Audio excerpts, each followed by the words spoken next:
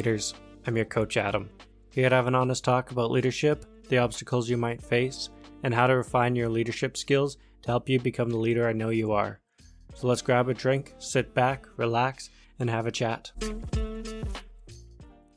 Good evening, ladies and gentlemen, and welcome back to another episode of the podcast. Today, I'm here with Blair, a friend, entrepreneur, CEO of One More Rep Fitness, as well as a personal trainer. How are you doing? I'm good, buddy. I'm good. Holy moly. I'm so excited to kind of have you on today because you are the most positive person that I know. It's a big compliment. You know a lot of people. So Well, so I have to ask, how did you become so positive? Right to the point. I'm right to the point. We're not even going to do a warm up here. I love it. Trauma, Adam. That is how I became the most positive person you know. Really? I think that that's the case with most people, right? Most individuals that you find that are very good at whatever it is, especially if it's mindset. It usually comes from some sort of past experience. So I guess here we go. Let's go all the way back to the beginning. Not gonna say that like parents or things like that were part of my my trauma. So I fortunate that way because I know so many people out there do not have that luxury. My dad and my mom together, but because of what the situation was, both very young at the time they had me, they really didn't know how to be parents. They really didn't have their lives together and stuff like that. So it was like my dad was always away, and my mom didn't know how to be a mom. So it was like me as the firstborn, I didn't really have stability that way. And then when I had problems in school, because originally I was in a German immersion program and was the short, small white guy who did not speak the same language as everybody else. Sorry, but there's a German immersion program? There was, and I don't know if it still exists.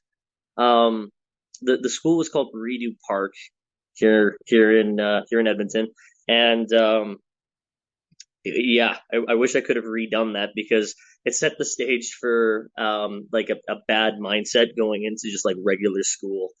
Yeah, anybody who's ever like not given the basic safety kinds of things that a person needs, that they don't feel safe or that they feel undervalued, those are the two main things that when you go and you sit with like a counselor or anything like that, that they really seem to end up talking about. Myself and my wife right now, it's been good. We've been going and there's been a family counselor that we've seen, and that's the two main points they continue to end up driving home for me, coming through that and living that all the way up pretty much until high school, having this really negative kind of experience and then trying to stick up for others and things like that. I got very, very good, especially in my later years, for trying to find the silver linings, right? Because when you're Charlie Sheen and you've decided that you're trying to find rock bottom to actually find the crack rock that exists at rock bottom, right? Anything after that point is a step up. And that's really one of, I guess, the main points that anybody listening could end up finding. Not drugs specifically, but like if you're looking at life as a whole, you might come from a dark place, or you might be going through something that's really tough right now. But in the future, when things aren't as bad or aren't as hard, it's not as bad. And looking back at your previous experiences, it makes it a little easier to be able to keep going. And then at the same time, that is in itself a silver lining, right? It's like, hey, you know what? Life's not that bad. I've got two working arms. I've got two working legs. Even if I didn't have working legs and I still had working arms, that's better than the guy who's got no arms and no legs, right? It's like you can look at everything in life and be thankful for just the most simplistic things. And that's really the whole way that I kind of stay sane. There's definitely days where I'm not Mr. Positivity as much as I normally am, but I always feel like, just, yeah, trying to find the silver linings to whatever's going on. And then, yeah, always taking a step back to have that moment to reflect. There was something else there, but that's the other thing with me with my mind, right? I mean, I always tend to kind of get off track. Adam's known me for a long time, and he knows how much I love to ramble. It's the best part. That's right. That's the best part. But here's the thing. It is so easy when life is kicking you and keeping you down to become angry and bitter. Like I went through that phase. I was just angry at the world Yeah. and pissed off at everybody. But I came out of it, and so did you. But I know people that's never been the case. They build up a wall. The wall they build up is typically like a safety mechanism, is what it seems like, and it depends, I guess, again, too, on their interpretation of being kicked. I think that most people, right, like you and me, we came out of it. We found something within it where it was just like a choice that we chose to make, where it's like, hey, you know what? Though this sucks right now, I know it's not going to suck forever. We just decided to not continue to think the same way as like, because this is right now, this is always how it's going to be. It's always doom and gloom and blah blah blah blah blah. Because that's just a great way of continuing to dig that freaking hole, right? We hit rock bottom, Yeah, and then we try to keep going. we found the crack rock. Well, and it's that idea that, like, again, some people they can't get out of that hole, and so I'm kind of curious, I guess, if somebody is in that hole, how did they get out? That is a good question. Um, I feel like a looping record really at that point, right? Because I look at it like work, right? That was a good example for me, and I think maybe you probably went through a stage like this too. For me to be able to get where I'm at right now within business, and I'm not where I want to be yet, but to be at this place, I had to end up working two jobs. I had to end up some days not getting a chance to actually go to sleep, so I do my stuff at the gym, and then because business wasn't all there yet, but I was still like actively at the gym because I've always kind of believed, I got to put myself in a place where I'm focused on just the work that it is that I'm doing. Because if I'm like at home, I'm going to have the distractions. So stay there for 12 hours after I'm done that, quickly change, grab my security stuff, go out the door. And then So you were working as a personal trainer, at the and same then time as working security over the nights. So there was some days where I wouldn't sleep for like 2 days before I'd actually get a chance to get like 4 or 5 hours because I had to be back up for my shift that would start at like 8 or 9 in the morning. So I get rough, right? I don't know, maybe that's why I said like I feel like a broken record because like in every instance, it's just been like I I learned to remind myself that it's not going to be that way forever. I learned to tell myself, hey, it's like it sucks right now. Things don't necessarily or aren't necessarily going the way that I hoped that they were, but I know that this is just a season of life, if you will. Right? We're in winter right now, we'll say, or we're in the hottest season of summer, and I got to find water, but there's no water around. Whatever. Um, I just got to keep on going until things get a little easier. Because I mean, you can choose the opposite. You can choose just to give up, and if you choose to give up, well, then what? Then that's the end of the adventure.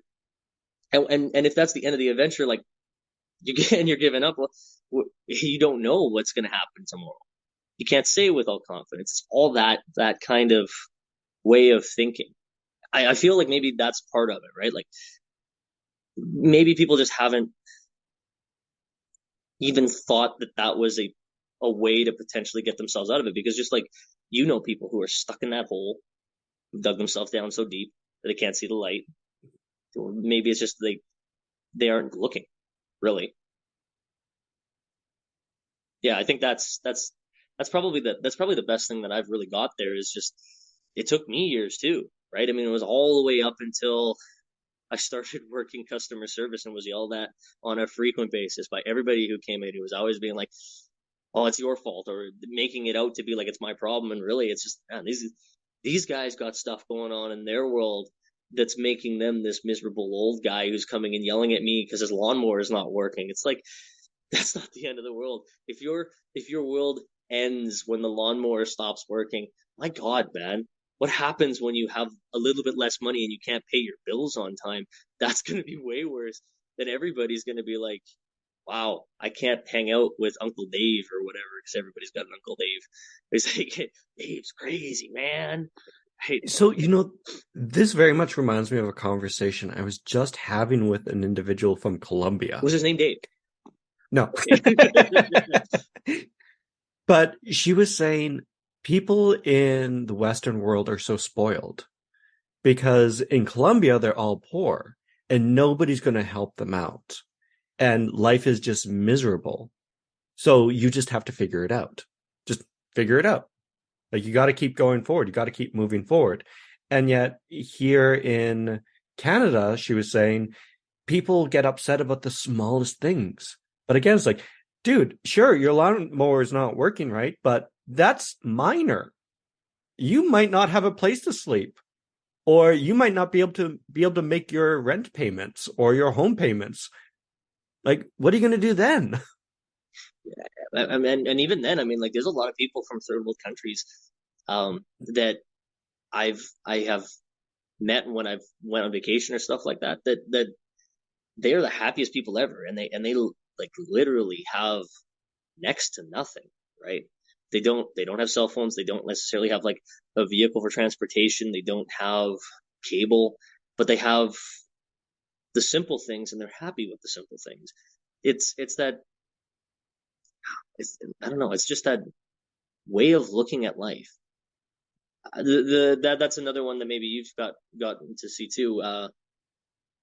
I've went to Emerge a couple of times for just stupid things, and the one time I was there because one of my friends had gotten injured. They dropped spend so much time in the gym, right? They dropped a plate on their foot, and I was like, yeah, if you really feel like you need to go to Emerge, we'll take you to Emerge. So I'm in the waiting room, and there's this one guy who's just gotten out of prison, and they had like a life skills course or something like that he took while he was in there, and it gave him this amazing kind of outlook on life. And this guy literally lives on the street right now. He's got nothing, but he's so grateful for the position that he's in compared to the life that he used to live. And it's like when you see the divide, right? Like, you and me are by no means wealthy individuals compared to the guys who are at the top, right? I mean, like, I've heard it from some of my clients too. It's like, oh yeah, yesterday was a light day. I didn't make anything compared to what I normally make. It's like, yeah, what's going on there? It's like, oh man, clients, it's like $4,000 yesterday. It's like, that's just not what I'm used to. Exactly, right? You're both like, what? What the hell? $4,000? That's a lot of money. Hey, you wanna pass some of that my way? but I mean, all come down really at the end of the day to where you're at. And really, when you end up looking at it that way, and if you can kind of be like, man, that guy over there just got out of jail, losing the street, can be happy. What's my reason? What's my excuse? And think of it that kind of way. It's like, even if you have like a not great relationship, or even if you're not in a relationship per se, right? If you're not in a relationship, you can be happy because, hey, you could be in the world's worst relationship where you're abused on a frequent, right? If you're the other way around and you're in a relationship but the relationship is not as fulfilling, great. It doesn't really matter at the end of the day because, hey, you have somebody, and that's better than a lot of people who are wishing to end up having somebody. And maybe that relationship is going to be something that you can work on with your person, and it can become better. There's always opportunity. Well, it's that idea that if you keep moving forward, there's always the opportunity to get better. Mm-hmm. I remember one gentleman, he was exceedingly suicidal. He was very depressed. And we're in talking. chit Now chat, we're talking Adam's world, his profession. I love this. my world, my dark and gloomy world. But he was chit chatting with me, and he's like, Adam, I'll never kill myself. I'm like, oh, okay. I mean, I don't think you Yay! understand the stuff that you're. This is good. I'm like, I don't know what you're saying to me, but like, what you're saying two different things to me. This is kind of weird. But he said to me, he's like, so I would never do it because the minute I do it, things can never get better. Yeah. And so as long as I keep going, it can only go up from here. It's that idea of I'm already at rock bottom. We can only go up. And if I call it quits now, this is it. Like it never gets better. This is stuck in stone forever. And honestly, even those people who think they're at rock bottom, there's no such thing as truly being at rock bottom. Honestly, the rock bottom is that end. Like that's the rock bottom when there's no possible way at all because you're stuck in a coma, except for whatever reason, you're in a coma, but you can just see the roof. And even if you could still see the roof, hey, maybe that's not the worst thing in the world either, because you can still listen to people and kind of enjoy watching them live their lives. Or hey, now you get to binge watch Netflix or whatever on TV all day every day. You can actually finish that South Park series or whatever series you want. That's better than what some have, right? Yeah. Could you imagine being blind, being deaf, and then being completely paralyzed? Dude, I can't imagine it. Right. And there's got to be somebody out there who's dealt that hand. Well, so this is I'll be honest with you. I hate victims. I really dislike Dude, victims. Yeah. I work. And most I work in a profession where I deal with people who I always make it and always end up making excuses. Oh, I'll never be able to end up being healthy. I'll never be able to get the dream body. It's like shut the fuck up and do the work. Come on. well, and that's just it. It's like in some ways I feel like they lack perspective. Yeah. Because I had one woman who's talking about how the world's keeping her down because she's a woman, and how she can never go any further. And if she was only a man, things would be more successful. It's like, dude, you've met the mayor of the city. You have brand deals. You make easily 6-figure incomes. I know people that right out of the gate start off with fetal alcohol syndrome because their mom drank way too much, had schizophrenia, brain damage because their mom dropped them as a baby. And it's like, I'm sorry, you got dealt cards that's like, you're not going to university. You may not pass grade 12. Yeah. And then I hear them talking about how the world's out to get them. I'm like, there are just some people here that just get dealt really shitty cards, like being blind, deaf, and then having another disability on top of that. That'd be like, Dude, I can't even blind, imagine. deaf, and paralyzed. If that was your hand, and you would still be able to kind of somehow find happiness, I'm sure there's somebody out there. Like, count your blessings, really. Take a step back and look at what you do have in life, and that's the thing that the homeless guy was good at, right? The guy who just came out of prison, that we had to do multiple times, I'm sure. Yeah, it's just crazy. It's just crazy how somebody who's making that kind of cash and everything like that can still end up feeling like the world's a shitty place. It's just like, oh man, wow. But it's that perspective. Yeah. Of like truly understanding things aren't as bad as you might think that they are. Mm-hmm. I love it. I love it. You are very positive, but at the same time, it never borders into toxic positivity, where it's just like sweeping the problems under the rug. It's like, yeah, things are fine. It's like, dude, your house is burning down. Well, I think that's a good point, right? I mean, yeah, you've got things that are going to happen and arise in your world that are actual problems, that are things that maybe are going to be a problem. And we had a conversation before we actually started recording. We had touched on something similar to this, where you'll find those individuals who make those different kinds of coping mechanisms, right? And it's like a safety net because of whatever ended up happening, whatever trauma, right? If your safety net requires you to just sweep whatever problems and things are currently making you feel like life sucks under the rug, you're never taking action to end up moving forwards to find a better existence. So for me, it's like, hey, if I have a problem or something like that's going on, if I have a problem within the relationship, because for me, the only thing that really matters at the end of the day is my family and my friends, the people who are close to me, because I value them. That's the thing that ends up making my life something that I feel is like more enjoyable, right? So if I have a problem within something like that, I got to make sure that I end up having that kind of conversation so that I can work towards fixing the problem. If it even is a problem, maybe it's not even a problem. Maybe it's just my perspective, as we just talked about, my understanding of the way that I'm looking at whatever the instance is. So it's like,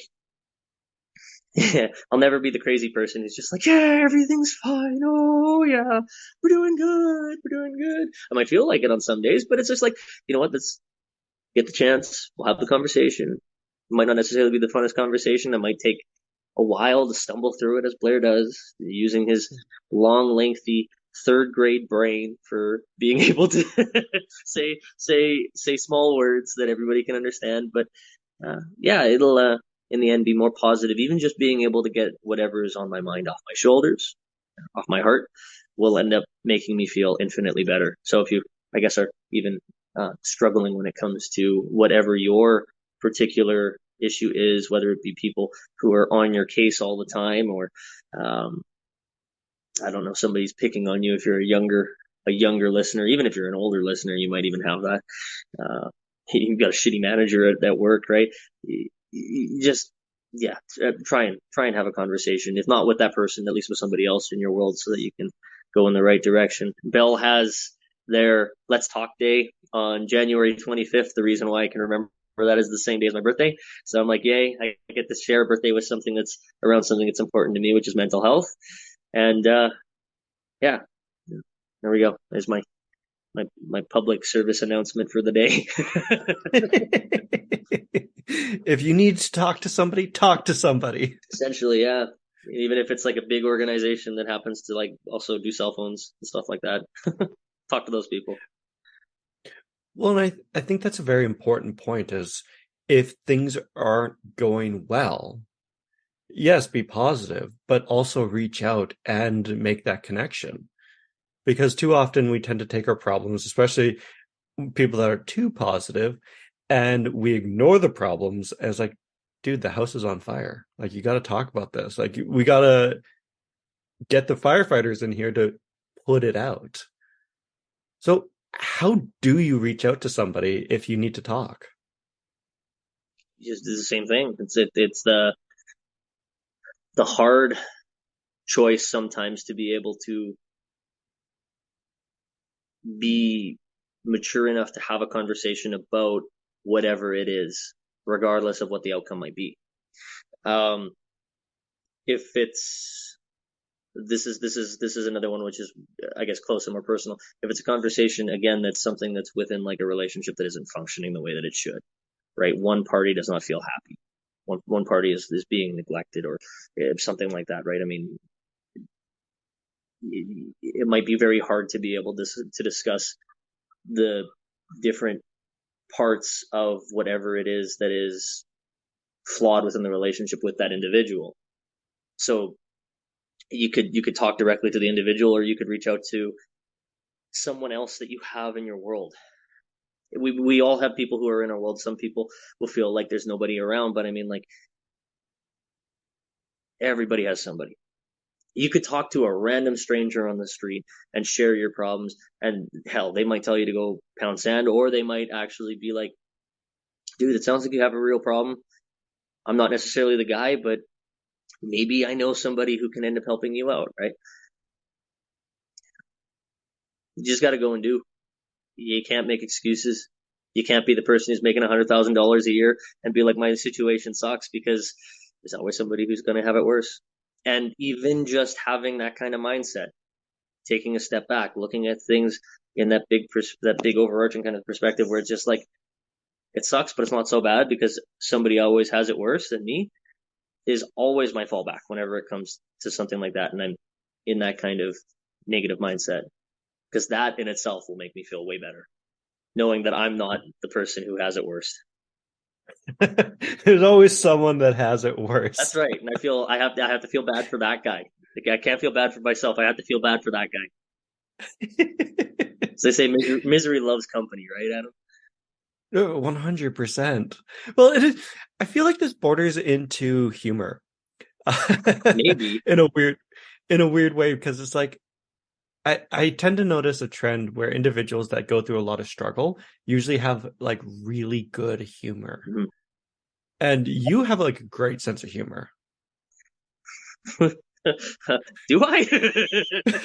I mean, you laugh at some pretty I interesting stuff. we did, right. We'll talk about the most random things that we end up seeing on TV, or we'll just choose to laugh at the dumb stuff. Like, okay, great. This is able to like tie back to something else that we were talking about beforehand. I don't know if the viewers have the luxury of also being able to see our video, but if you did, you would be able to see that Adam has a fire going on his monitor behind him, like the stereotypical fire log that you end up seeing that is on TV around Christmas time. That's what he's got going right now. Now, also in Alberta, right now, where me and Adam both live, there is a state of emergency because there's wildfires all over the place, like not even an hour out of their city.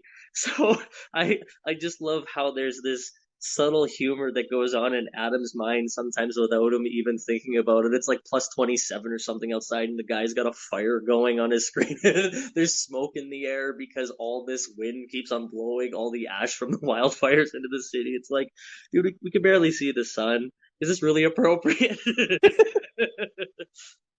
uh, I'm not gonna lie to you. Sometimes I don't think about these things. I'm no, like, yeah, really. Alberta's burning down, and I have a fire on my TV screen. So yeah, okay, there we go. Maybe I guess I have a good sense of humor. If it's not a good sense of humor, it's a dark sense of humor. It's one of the two. I would argue dark sense of humors are the best humor. We we grew up in what is, I guess, considered cancel culture by today's youth. I think that's the proper term for it, right? Like I say this oftentimes to the younger kids who I train in the gym. It's like, if you ever watched Austin Powers, that shit would never fly today. You would never be able to get away with the stuff that they did in those kinds of movies. This big Irish guy yelling at this midget to get in my belly. It's like, come on. And it's funny actually because I think about that now and it's like, yeah, Mike Myers also played Shrek, so it totally makes sense why those guys sound the same. Oh man. Okay, we're off topic. We're way off topic here. No, it's great. I love it. Positivity, positivity. Yes, but Listen, humor and positivity go hand in hand. it's true. It's true.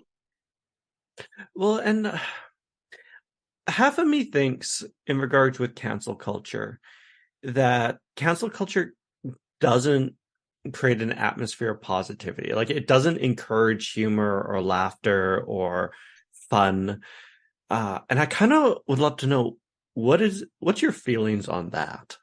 Cancel culture. I guess for me, I feel like I'm still very far removed by what social media and stuff like that are all about, really. So when I hear these terms and stuff like that, and at least the way that they're relayed to me, I think that the the landscape as I see it right now is interesting. We have we're in a time now where within the education system we're very accepting of a lot of different kinds of things. I remember seeing some social media post where it's just like, I love the fact that we're accepting of um, the LGBTQ kind of community, and pardon me for forgetting the rest of the acronym because again it's gotten very lengthy. That we're accepting of individuals being who they truly are, but when we are actually in schools having to put limits on certain things or not putting limits on things, being super accepting of things, I feel like at the same time we've kind of lost.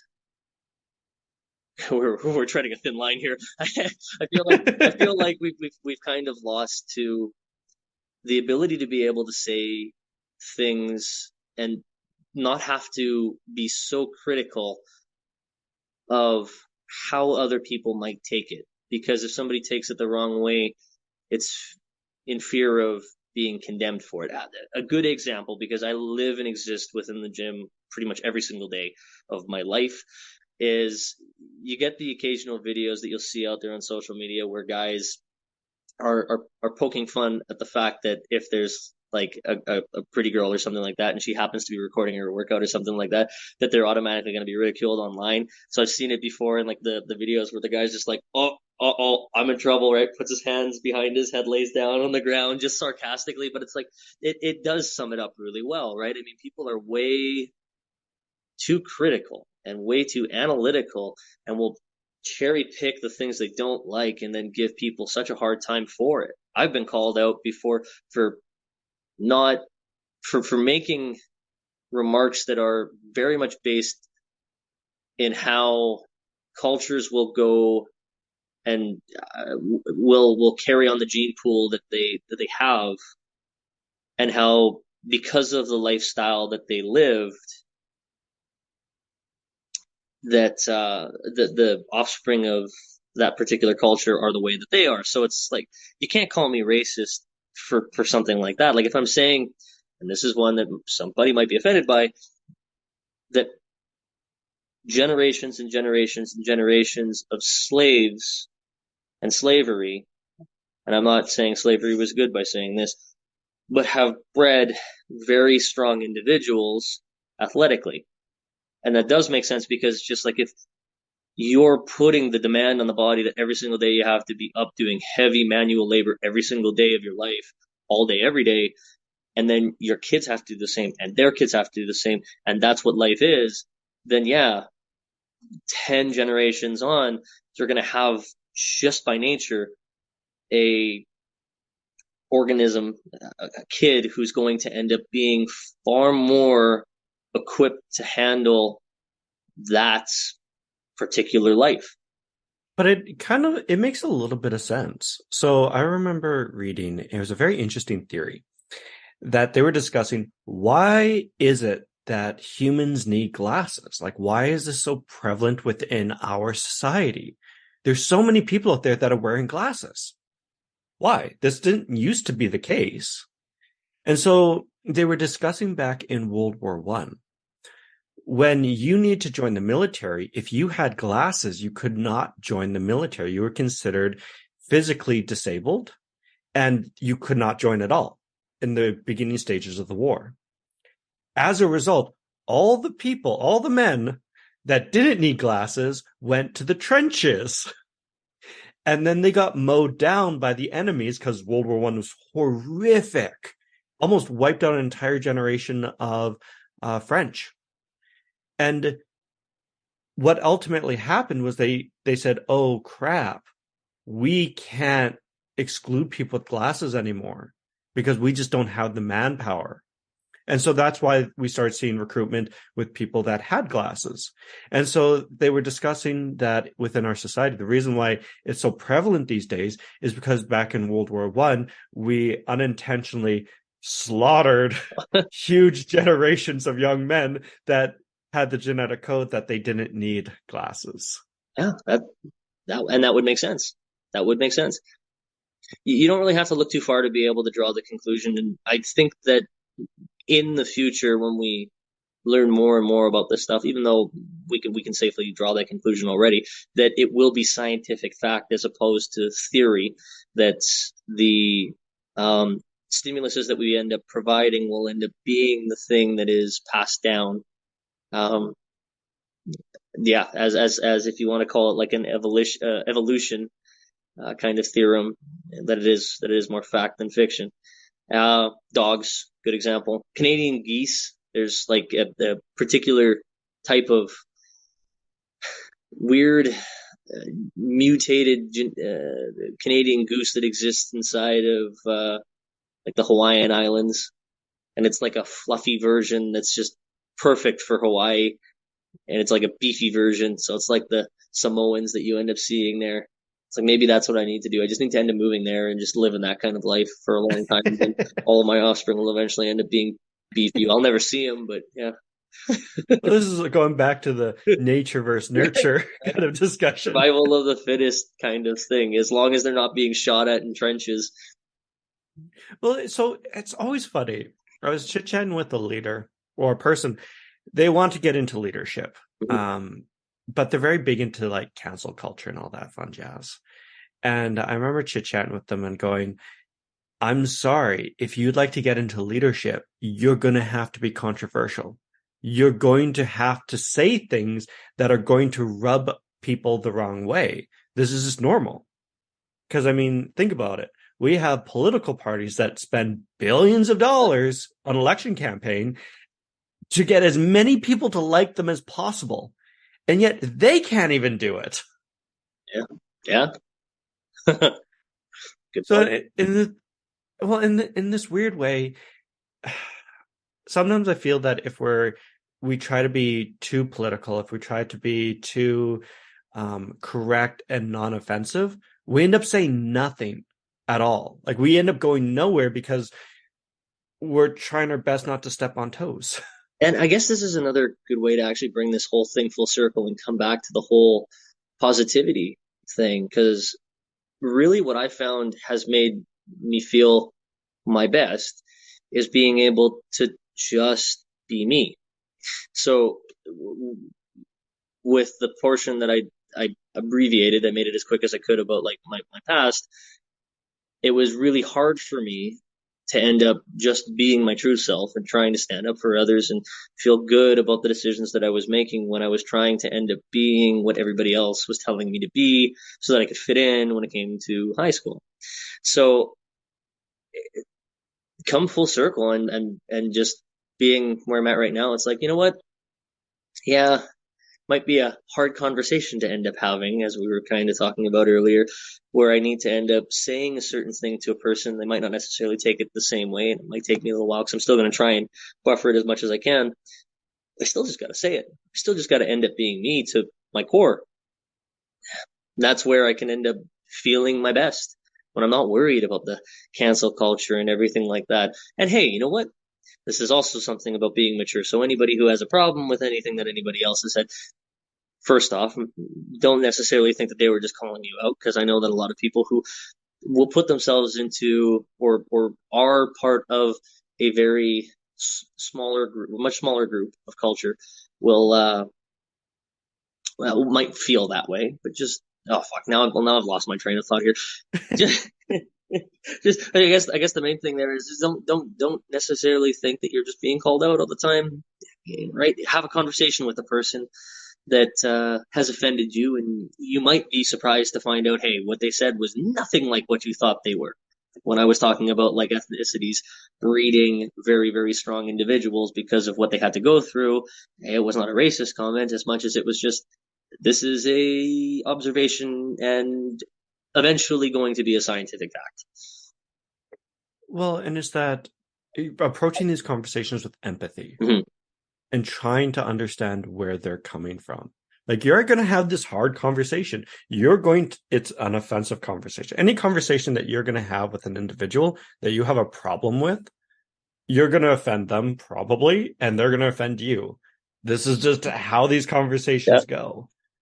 But to come in it with an empathetic mind to try to figure out, like, okay, where are you coming from? I want to understand you and how you work so then we can overcome this together. I like that. And I feel like sometimes we don't do that. We just jump to conclusions. We're very reactionary. What, and I think there's a lot more value in that than just that surface level, right? Like immediately when I heard you say that, my mind went to every single time that I have ever been called into my manager's office. Most people get fearful. They're like, "Oh shit, I did something wrong. I'm gonna lose my job," and they start to panic. Where it's me, it's just like, oh, a new adventure. What's gonna happen today? And I'm excited for it, right? It's like I could be homeless tomorrow, and for me, it's just another one of those things where it's like, okay, great, next page of the book. Let's see what happens next. I'm thrilled for that opportunity too, to be able to grow. And I think that that's another thing, right? It's like if I don't understand something, I don't look at it as just like a negative thing anymore. I used to, but I look at it now as like this is an opportunity for so much more positivity, so many more things to end up coming my way that could end up helping me on a level that I can't even realize. Maybe the whole positivity thing for me just really comes from a place of me understanding that I just don't know it all. I have very little understanding of what the grand scheme of things are, and I'm excited for any opportunity that ends up coming up to be able to have those kinds of conversations. And then it's fun too to be able to actually give thanks to the people who are pointing fingers at you and giving you a hard time, to be like, hey, man, you know what? That took balls. That took balls for you to come out and just honestly say to me how you felt. Thank you for that. The amount of times that I've said that to people and their jaws just hit the floor because they're just like, what the fuck just happened? But it's true. I honestly feel that way. It's like, yeah, honestly, that's awesome, man. That's awesome that you actually are confident enough in yourself to be able to share an opinion, especially given that so few are willing to end up being themselves, sharing their own opinions, and doing what everybody really should be doing. Well, and so there's a few pieces to that I'm absolutely loving. One of it is that authenticity piece of just being you. And that's why I always love talking with you, Blair. You are unapologetically you. You are super duper positive, and you get what you see. Heart on my sleeve. Try my best to be. But it's also that, empathy piece, that understanding that this is a hard thing that they just did. Like having conflict, saying your mind in person, one-on-one, can be very scary. Mm-hmm. I know a lot of individuals are usually worried about a damaged reputation, maybe a physical altercation, Mm-hmm. Destruction of their career. Yeah, man, that's a huge one. And that's the biggest thing that I struggle with whenever, because I'm called into my manager's office frequently for my professional conduct. And it's like, yeah, you know what? Maybe it wasn't the smartest thing for me to walk around with the lat pull down bar that we have that's ergonomically shaped and looks a little bit like a rifle, and then sarcastically be pointing it at a couple of my buddies. It might not necessarily look the funniest to everybody else. They might be like, who the hell's that guy? And why is he pointing that like a rifle? Where everybody else is laughing. My manager definitely isn't. But but yeah, it's like, I don't know. When you become something that you're not, and you end up having to be afraid of the potential of losing your career or something like that, and you live life that way, then the entirety of your existence, it can sometimes feel like, is just all held up in the balance. And yeah, you do obviously do have to be mindful, right? I gave you an extreme example there of something that is like maybe a little bit more than what a person should do, but it's a good example nonetheless, right? So it's like, I don't know. I just feel like in most cases, people take that professional thing and they think way too much about it. I guess that's another good example right over there, right? A lot of people strive for perfection in everything that they do. And when you strive for perfection on everything that you do, my God, is that a lot on the mind? That is a very hard thing for a person to be able to do every single day, day in and day out. Don't shoot for the 100%, right? It's much easier for you to be able to like get something to a point where it gets you a passing grade, because that's going to take you like a tenth of the time. And then, yeah, push that envelope a little bit further so that you got like an 80%, right? Because an 80% is a good solid effort and things like that. And then don't worry about doing all the rest of the stuff. When I was doing graphic arts, that was my biggest downfall, because I am like the most anal person for the little details and things like that. And I can make an immaculate piece that'll end up taking me 2 days, or I can end up having 10 of those things done 80% of the way and be able to help 10 people as opposed to just help one person perfectly. It's the same as putting together a good workout program. And this is why I tell everybody who's going or is in the gym that the gym will honestly teach you pretty much every skill that you need to learn about how to function in society and what the world has to offer. Is I can put together a perfect workout program for a person, right? That'll take me 2 months to end up doing perfectly. And if I'm doing it perfectly, the result of a perfect program is going to end up getting them minor, very minuscule amounts more on top of what they would have gotten with like a slightly subpar program. I'm not saying I'm just going to end up being like neglectful or anything like that. You're always going to work to the best of your abilities, but it's just like there's always that, you know, that that uh, that point where it just doesn't make sense anymore. I think your audio is cutting out. Is it? Oh, I hope not. Oh, now you're back. Oh God, I was saying there's always that little bit where at a certain point it just doesn't make sense anymore for a person to just kind of continue to contribute, because at a certain point it's just irrelevant.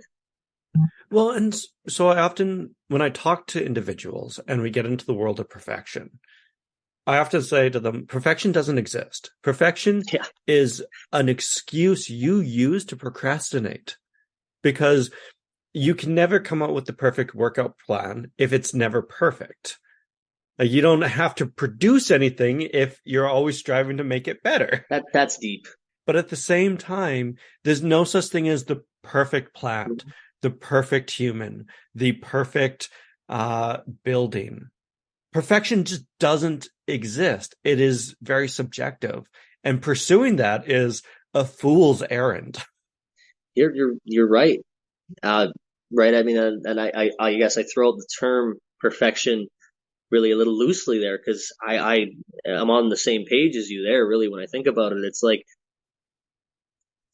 whatever it is that I'm going to end up doing, there's always going to be somebody who finds flaw with it, right? Like the old saying that you can't please everybody is so true. I can try my best to not end up pissing off my manager who is super critical. And and no matter what I do, they might just find flaw with whatever it is that I'm doing. This is great. I love this because this gives me the opportunity to kind of like rat out my manager without actually ratting out my manager. And because I'm a kind, caring individual, I'm not going to give names or anything like that. But my manager is going through the same thing since my manager just got a new general manager in the club. And because of the length of time that my general manager has been around, my manager is finding the same kind of micromanaging kind of feel, that emotion. And again, this is all emotion, how we feel, perspective, and things like that. So it's funny for me because it's just like, oh, you're feeling micromanaged by having to do the things that you've been making me and then the rest of the staff do for a long time. How funny. Oh, how the tables have turned. This is just karma coming full circle. Right, right. The sad part is generally they don't understand or see what they've been doing. And I typically see with those types of leaders, they'll often bitch and moan about how they're being micromanaged. And yet they don't understand. It's like, dude, you've been doing this to your people for years. Like, what? Hell, Do you not see the connection? there's that other thing too, right? About having that humility to be able to realize like, hey, you're never necessarily going to realize all the things that you do to the people who are around you. You might not fully see that the actions that you do or do not take are inconveniencing or hurting those around you. And that's another one of those deep philosophical understandings that I think comes with um, maturity or again some sort of uh, weird traumatic experiences that lead to this enlightened kind of outlook. And I wish I had examples of that one, but I don't. This is fabulous because I was actually just thinking about this for a podcast episode. Oh yeah. The higher you go into leadership, the more effect you have on people's lives, like period. And you see this in with military generals and whatnot, particularly like in the First World War and American Civil War, where you're sending men out onto the battlefield and your decisions and choices are getting them killed. You're ending lives and futures with every decision that you make. And it's that you need to understand that your choices have consequences. They affect the people that you work with and the people around you. And the higher you go in an organization, the bigger and stronger the impact is. That's deep. That's like, and also those kinds of individuals too, like the amount of PTSD that most of the people in the forces come out with is also just unreal. But like, I work with a lot of members of service that way, and the mindset that a lot of those guys come out with too, like they're good guys. They're good guys. I couldn't imagine what it would have to be like and what kind of mindset you'd have to be the person who's above those good guys to be able to send those good guys full well knowing in some cases that they're not going to necessarily come out the same. Because that's got to be hard. And then the next thing that ends up being like a giant problem for my emotional compass. Is just like, why are we doing this in the first place? Is it actually the reason that we think that we're going in, or would it be because somebody else is doing this for oil, or something like that? That's more of like a political reason. Yeah, that's interesting. I'm excited to end up hearing how that podcast goes with whoever, or if you have a guest on that one. Because as you scale, man, yeah, I've never, yeah, yeah. A great way to lose your hair and to get gray hair is to be in upper management. Upper management. What's your excuse? You've never been upper management, Adam. I have bad genetics, okay? I accept this. Well, hey, at the same time, man, Gordon Freeman's a pretty good look, right? I love the beard. Yeah, listen, if I shave the beard off and have the bald head, it doesn't look good. I have a baby face. Yeah. I got to keep the beard. And I think it's that to kind of go back a little bit, it's that perspective, that empathy, but also there's always that positivity piece in regards with once you get up there in leadership, to be able to handle these decisions. Because again, these decisions can make you lose your hair. You could get gray hair in no time from just the sheer amount of stress. But to have that positive outlook, to have those, that empathy and understanding with your people is a great way to kind of mitigate the impacts of your decisions. Yep. Yeah. So to kind of springboard off of that one, what doors open to you because of your positivity? Because we all know about the doors that close when we're negative. So when you're that kind of a positive person, right, and you're always trying to find the positive in whatever it is, the main thing that you get is you don't see a lot of people who are going to I should this is my own experience here that we're talking from. For me, being positive, trying to find the silver linings and just trying to be a naturally positive person, and with that mindset that we've kind of tried our best to be able to convey during the course of this podcast, I find that I don't have the same kind of issue with the way that I view others. When I'm automatically looking at things and being like, I don't understand exactly the reason why a person is upset. They might not even actually be upset with me, even though they think that they're upset with me. And just that general kind of empathy and compassion, you don't have a lot of enemies, right? You just find that you have like a lot of acquaintances and friends. And having the acquaintances and friends and not really having any kind of conflict and stuff like that in your life is much more peaceful. Also, other people will see that too. Other people will because I've had that conversation. People are like, man, I don't understand how you have nobody, like next to nobody that truly dislikes you. You have a couple of people every once in a while who come up, but it's like everybody as a whole just is like, wow, you're just a chill, nice guy, which is neat, right? It's kind of cool to be able to be like, oh, that's what people think. Nice.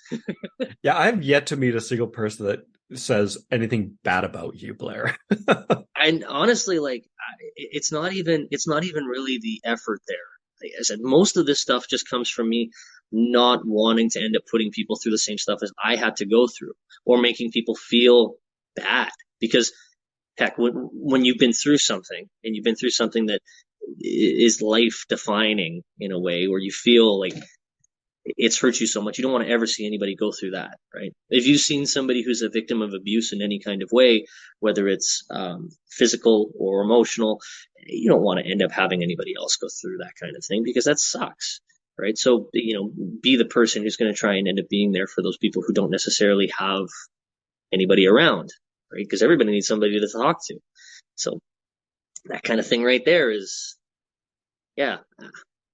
So doors remain open. People will end up being like, yeah, this guy's super positive, if they give you the chance to actually listen to you. So I guess the next one there is making sure that you can be concise with the kind of message you're trying to get across in a conversation like this, as opposed to the long ramble that I am. I love your long I do rambles. Don't too. get rid of them. We get there, and that's the thing, right? It's uniquely Blair, so it's not the worst thing in the world because people like it. The Yeah, doors stay open. People will be far more likely to end up giving you a chance because you're a person that people would like to be around.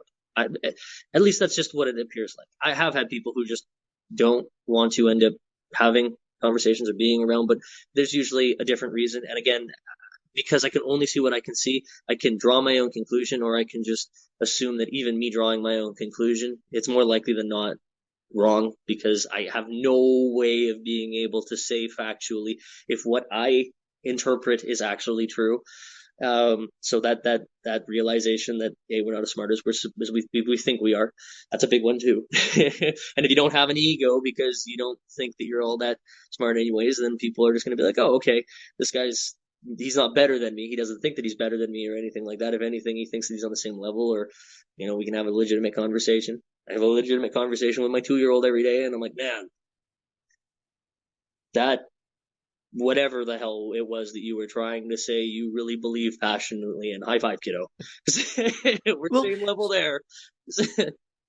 I think I think it's very narcissistic of an individual where they'll have an interaction with somebody for like maybe 2, 3 minutes, and that it'll be a negative interaction. Yeah. And then they, for example, they'll come to me and they'll talk about how it's their problem and how they made them feel this way. And it's like, dude, you had 2 minute interaction with them. This person has 24 hours in a day. You have no idea what was happening to them beforehand. You have no idea where they're going in life. You don't understand their backstory or how they think, feel, or are processing the events. And then to boil everything down to you, you're the problem. Like, But at the same time, I kind of have to respect the person who feels that way, because that shows a certain level of compassion, that they don't want to be the cause of somebody else feeling that way. And I can respect that. And maybe this is another thing too, because this is definitely another Blair trait where I'm always looking to try and find those silver linings. The best in a person would be a silver lining. So when somebody has a trait like that, that might be something that we're just like, wow, you've got a pretty big ego for thinking that way. It's also like, hey, good for you for having an ego, but a positive ego, because you're just like, I feel like I was the asshole for making that guy upset. It's like, you know what? High five. You probably weren't, because again, just because you think something doesn't mean that's the way that it is, right? That's that whole causation, correlation kind of thing, right? Correlation isn't causation. We deal with that a lot in like the sports science world. Um, yeah, it applies. Yeah. So I guess back on track there, yeah, like doors stay open when you're positive, right? You'll have the opportunity potentially to get a job you might not necessarily be as qualified for, just because you bring more to the team just with your mindset than what the job itself specifically is looking for. In a relationship, it's no different, right? You'll come with a different kind of um, positivity that a person might be able to riff off of. You might just make somebody's day. It doesn't even have to be in like any kind of like relationship specifically. Walking down the street, you could, just, I don't know, start having a quality conversation with somebody, and they'll continue on their day in a much better state because you just chose to end up seeing things in a more positive light. I don't know, dude. Everything is just better when you choose to end up. We really got to bullet point all of this at the end of it too, just to like sum everything up for the people, because there's a lot of little small nuggets there to unpack. But when you try and end up having this kind of outlook on life, everything just like rolls off your shoulders, and everybody just ends up being more sunshine, rainbows, and lollipops, and Care Bears and unicorns, as we were talking earlier. Care Bears and unicorns. and when it comes to positivity, life is just easier. Yep. When people hate you and they dislike you because you're negative, they make your life harder. They create problems for you. They're not understanding. They're not empathetic. But when you're positive, doors open. People want to work with you. People migrate with you. People want to fix these problems with you. I love it. We are wrapping up the podcast here. And I love chit-chatting with you, Blair. You're absolutely fabulous as always. Thanks, buddy. Curious, if people want to follow you or get to know a little bit more about you, where should they go? I don't have much of a social media presence, sadly, but we're working on it. I have a couple of guys that I've been working with pretty hard in the gym to get a lot of quality video content out there, and they see things much the same as you do, Adam, where they'll they'll ask a lot of quality questions that are more mindset oriented, because half of the stuff that we end up doing in the gym to accomplish our goals there anyways all revolve around the kind of mindset we have, how we're going to be dedicated to be able to actually get to that goal. So if people want to check out the stuff that we're working on, you should be able to find it at Blairly_lifting on Instagram. I just liked it because it sounded pretty funny, Blairly lifting. I sometimes feel like I'm barely lifting anything. Oh, that's a good pun. Isn't it? That's a good Isn't pun. it? It's Good. like using my name for it. I could also do like the other thing. I'm Blairly drinking today. There's another great sanity piece right there for you. No, yeah, you'll be able to find it there.